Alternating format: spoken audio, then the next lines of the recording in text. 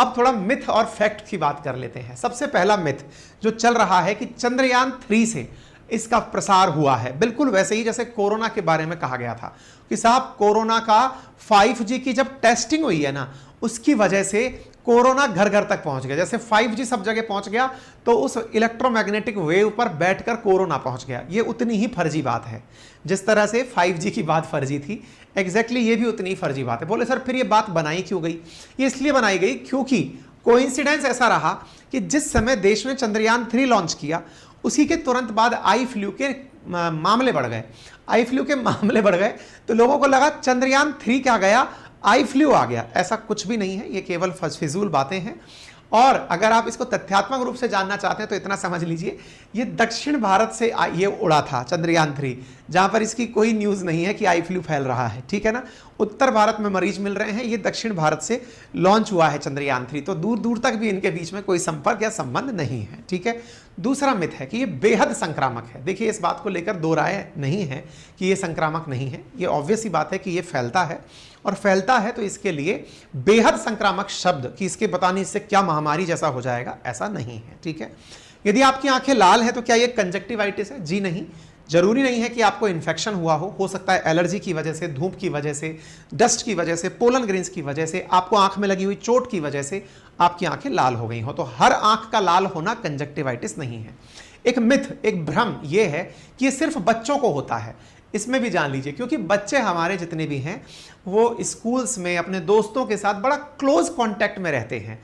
आप और हम थोड़ा डिस्टेंस मेंटेन करके रहते हैं, हम आए दिन किसी से इतना अच्छे से नहीं मिलते, शायद यही हमारा बड़ा होना भी कहलाया। बच्चों का बचपना इसलिए खास भी होता है क्योंकि वो बहुत घुल मिल करके अपने साथियों के साथ रहते हैं। तो संभव है अगर किसी बच्चे को हुआ होगा तो वहां से इन्फेक्शन का ट्रांसफर होकर के दूसरे बच्चे तक पहुंचना आसान होता है। इस कारण से बच्चों को प्रोन माना गया है कि वो जल्दी इसकी वजह से बीमार होते हैं, ठीक है।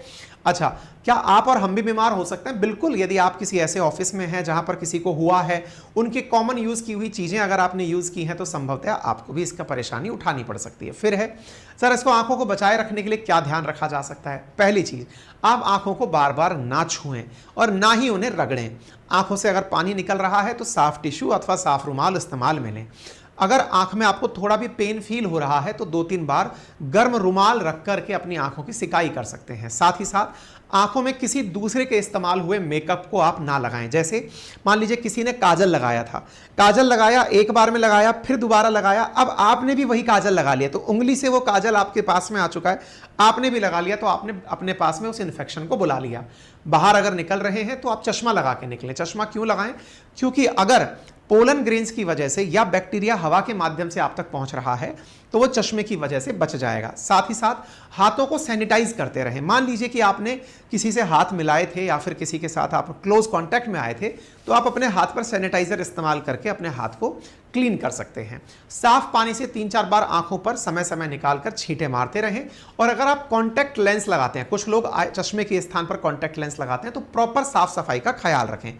इतना ही नहीं, पब्लिक प्लेस और स्विमिंग पूल में जाने से बचें, क्योंकि बहुत सारे लोग इन दिनों स्विमिंग का, क्योंकि गर्मी का सीजन है, स्विमिंग भी बहुत सारे लोग कर रहे हैं, तो स्विमिंग पूल में जाने से भी बचें, क्योंकि वहां पर आपकी आंखों का इन्फेक्शन पानी में है और पानी से आपके शरीर में आएगा, इसलिए आप उससे भी बचें।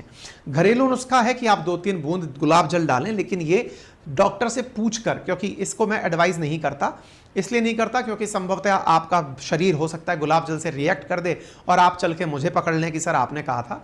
तो जो बातें मैंने बताई हैं वो आपकी हाइजीन की हैं, बाकी जो डॉक्टरी सलाह है उसके लिए तो आप डॉक्टर को जरूर दिखाएं, खुद डॉक्टर ना बने, अपनी तरह से कोई भी दवा लेकर के कारीगरी ना करें, ठीक है।